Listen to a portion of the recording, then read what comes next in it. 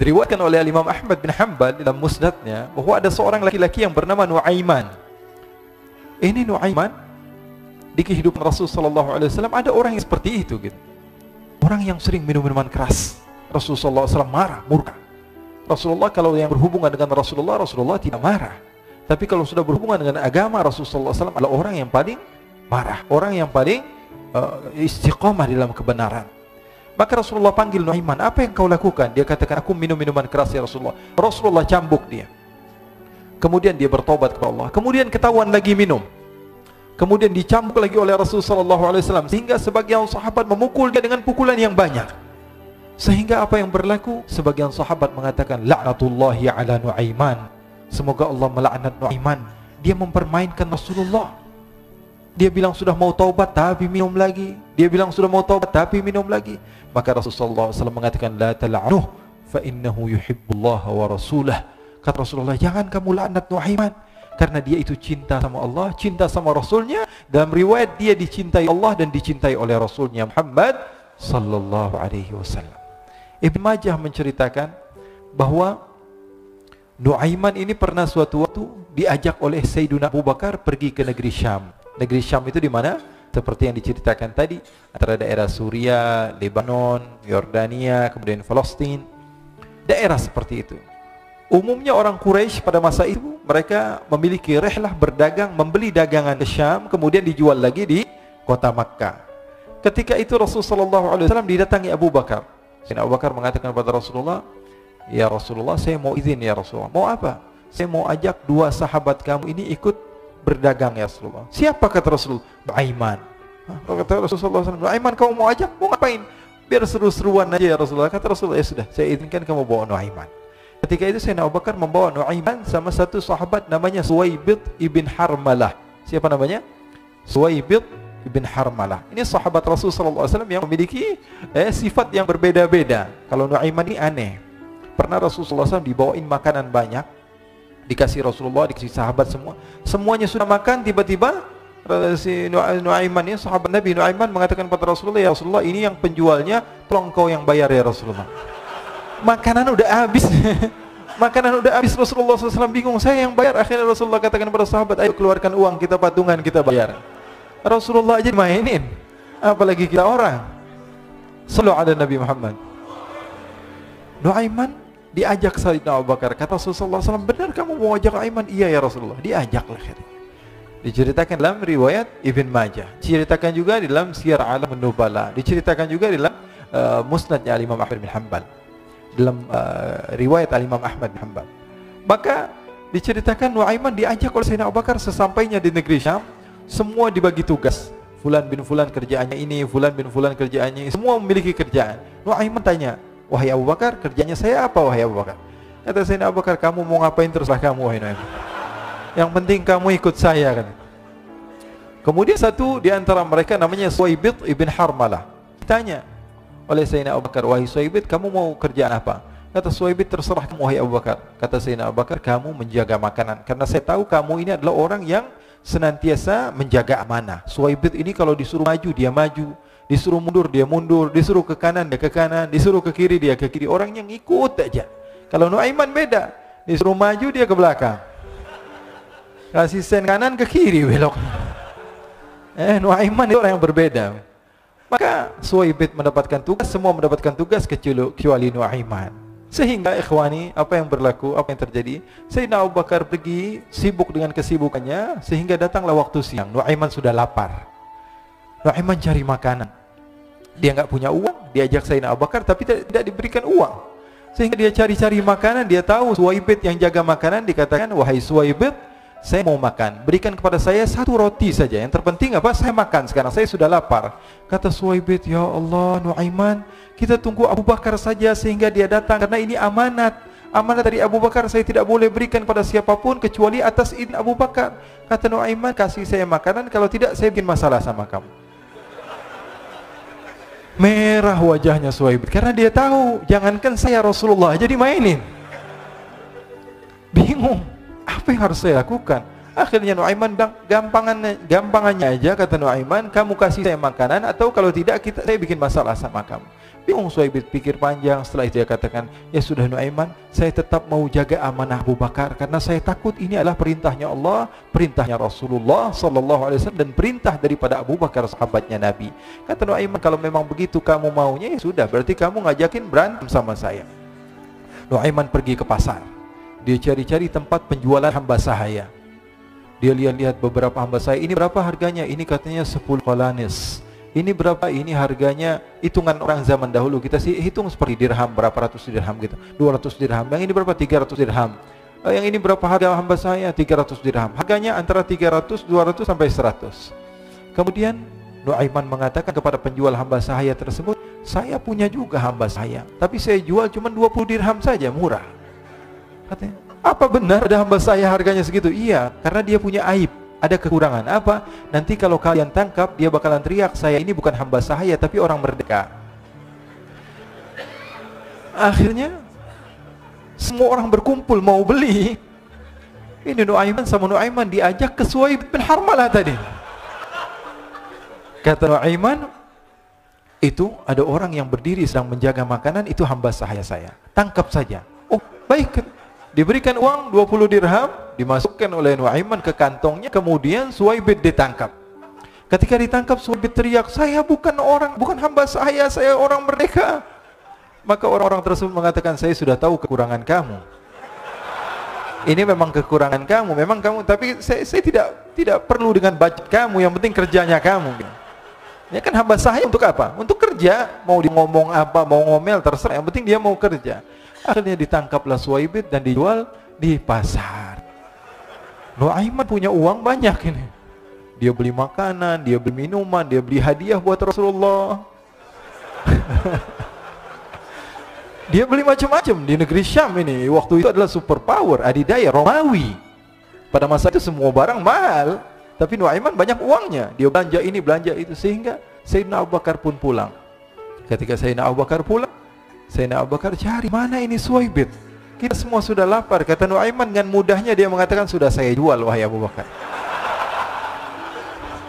Maka Sayyidina Abu Bakar bertanya, apa yang kau lakukan wahai Nuaiman? Diceritakan oleh Nuaiman dengan jujur. Nuaiman ini orangnya apa adanya, tapi nyusahin. Saya jual. Akhirnya dibawa oleh Nuaiman, Sayyidina Abu Bakar pergi ke mana? Ke pasar, lalu dibeli lagi oleh Sayyidina Abu Bakar As-Siddiq. Suhaib yang tadinya orang merdeka menjadi hamba sahaya sebentar, kemudian dibeli lagi oleh Sayyidina Abu Bakar. Pulang ke Madinah, kisah ini diceritakan di hadapan Rasulullah sallallahu alaihi wasallam. Maka perawi mengatakan, fadhahikan nabiyyu hatta badat nawajiduhu. Ketika diceritakan kisah Nuaiman tersebut dengan Suhaib, Rasulullah tertawa sejadi-jadinya sehingga gigi geraham Rasulullah sallallahu alaihi wasallam nampak di wajah mata para sahabat. Sehingga perawi lain mengatakan, 1 tahun berlalu Rasulullah, setiap ada tamu yang datang kepada Rasulullah, Rasulullah akan ceritakan kisah Nuaiman menjual Suhaib. Jadi ada ikhwani, jangan kalian kira Rasulullah SAW itu hidup di satu masa sahabat-sahabatnya itu seperti ustadz-ustadz yang khusyuk, yang kayak Habib bin Ais ini banyak.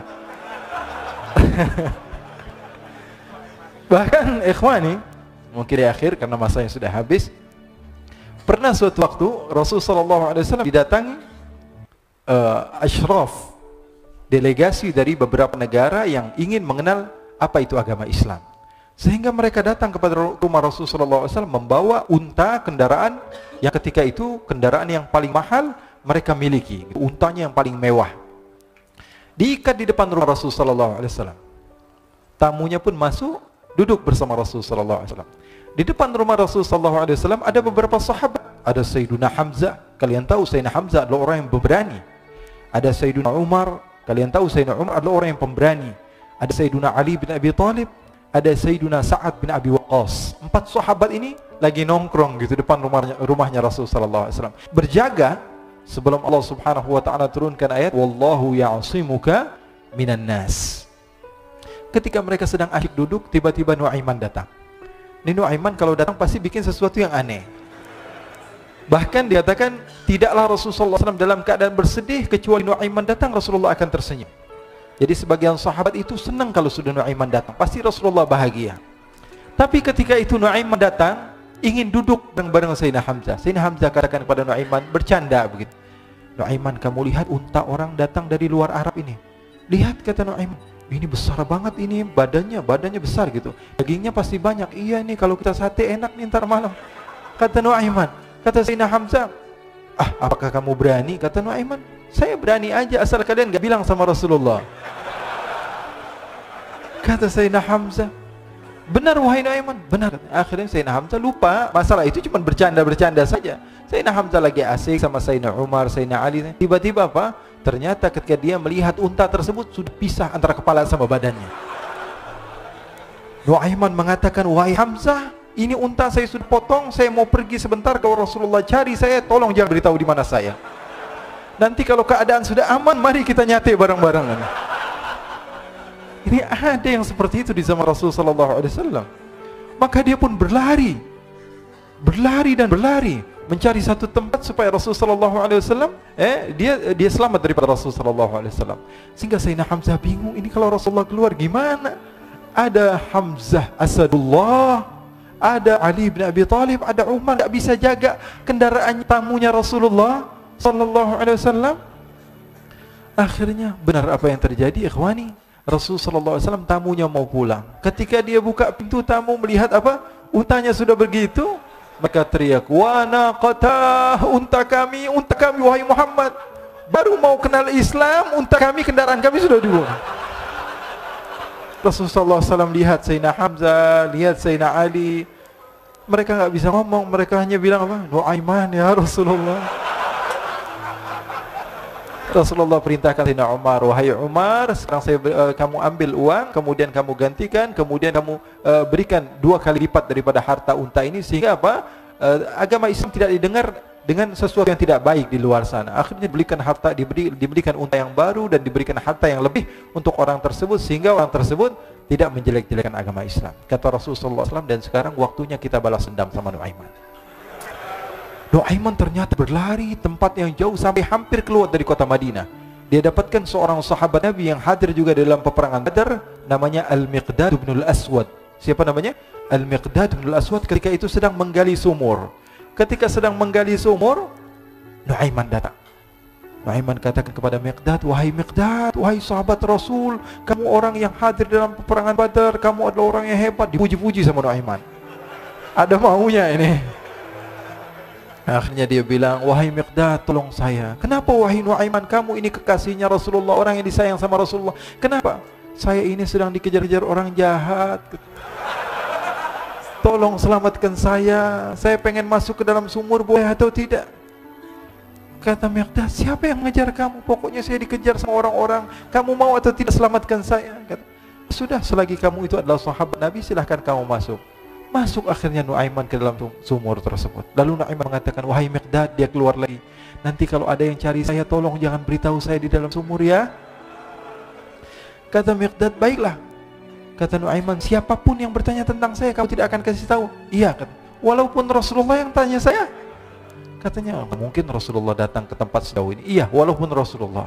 Akhirnya masuk Nuaiman. Setelah beberapa menit Rasulullah dan rombongan benar datang. Miqdad bingung ini. Ini kenapa Rasulullah datang ke RW kami nih? Ada apa ini Rasulullah sampai sejauh ini? Ditanya, ya Rasulullah, ada apa ya Rasulullah?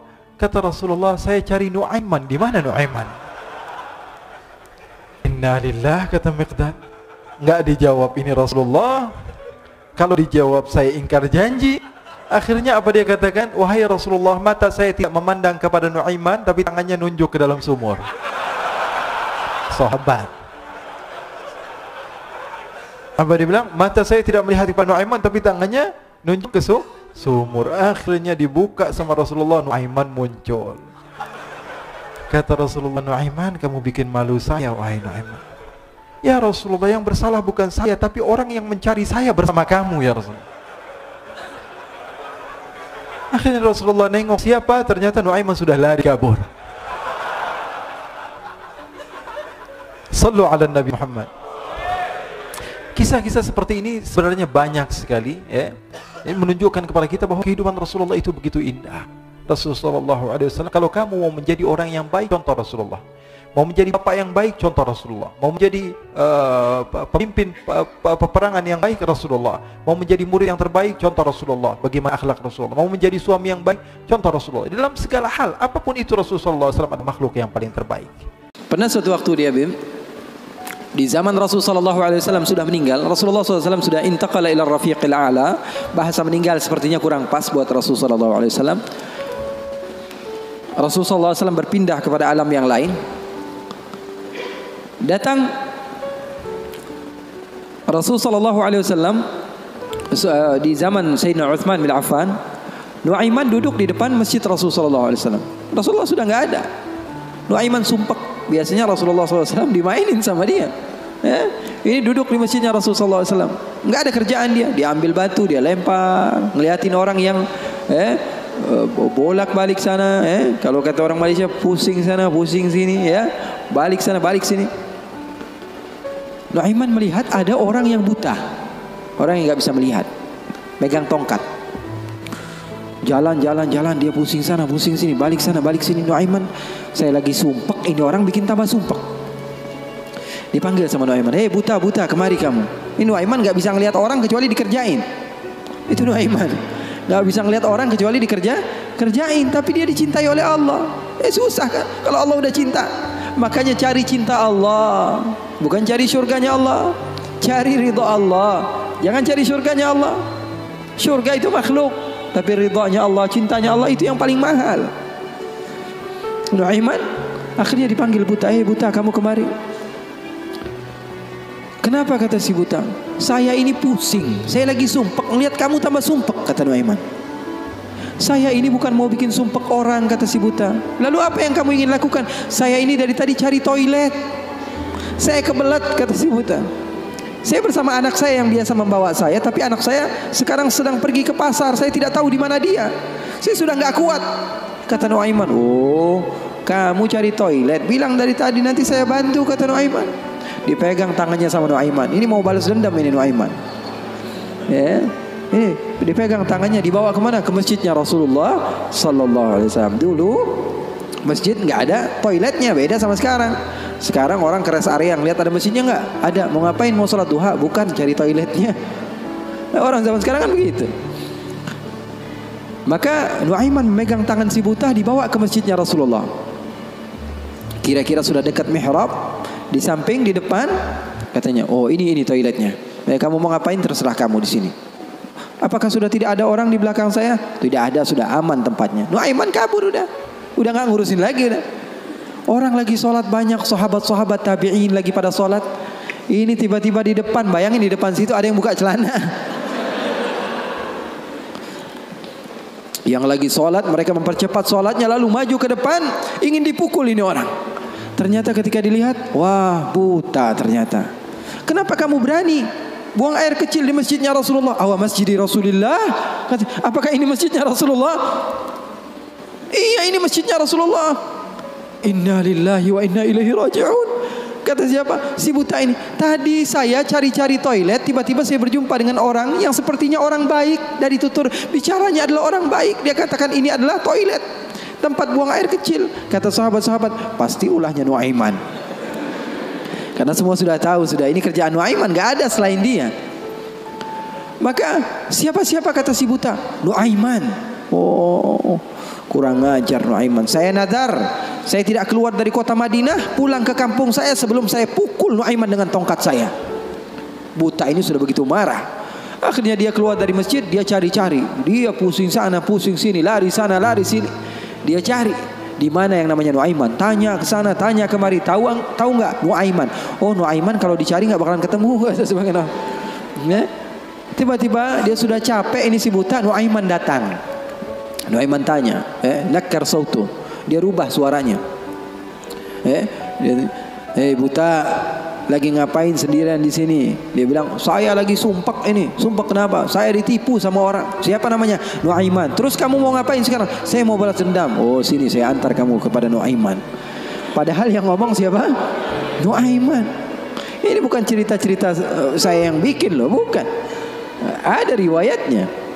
Maka Nuaiman memegang tangan si buta, dibawa lagi kemana? Dia bohongi, dia tipu. Dia ajak keliling-keliling dulu, seakan-akan tempatnya sudah jauh. Selepas itu dia bawa ke masjidnya lagi. Dibawa lagi ke masjidnya Rasulullah SAW. Didekatkan kepada mihrab. Ketika itu Khalifatul Rasulullah Sayyiduna Uthman bin Affan, Amirul Mukminin, sedang solat. Sayyidina Uthman, jangan kalian tanya khusyuknya di dalam salat. Bahkan beliau terbunuh ketika sedang membaca Al-Quran, zikir kepada Allah Subhanahu Wa Taala. Dibawa oleh Nuaiman si buta dengan tongkatnya, disuruh pegang-pegang. Di mihrab ada orang nggak? Ada. Itu tuh Nuaiman itu, dia pura-pura soleh, itu dia habis nipu kamu, dia pura-pura sholat katanya. Oh ini Nuaiman. Iya. Akhirnya Nuaiman pergi. Nuaimannya pergi. Buta ambil apa? Tongkatnya, dia pukul Sayyidina Uthman bin Affan. Sekencang-kencangnya dari belakang orang-orang, para sahabat, para tabi'in, mereka teriak, "Qutila Amirul Mukminin." Ada musuh yang mau bunuh Amirul Mukminin. Semua menyerbu. Ternyata dia lagi. Baru sekitar setengah jam yang lalu dia buang air kecil di sini. Sekarang sudah pukul Sayyidina Uthman bin Affan. Akhirnya semua orang bingung. Dia bilang, "Kenapa kamu pukul Amirul Mukminin?" Katanya gemeter dia. "Saya pukul tadi barusan Amirul Mukminin. Saya ditipu sama orang. Orang bilang itu adalah Nuaiman." Katanya, kata si buta, "Demi Allah, semenjak sekarang saya tidak akan pernah percaya lagi sama manusia."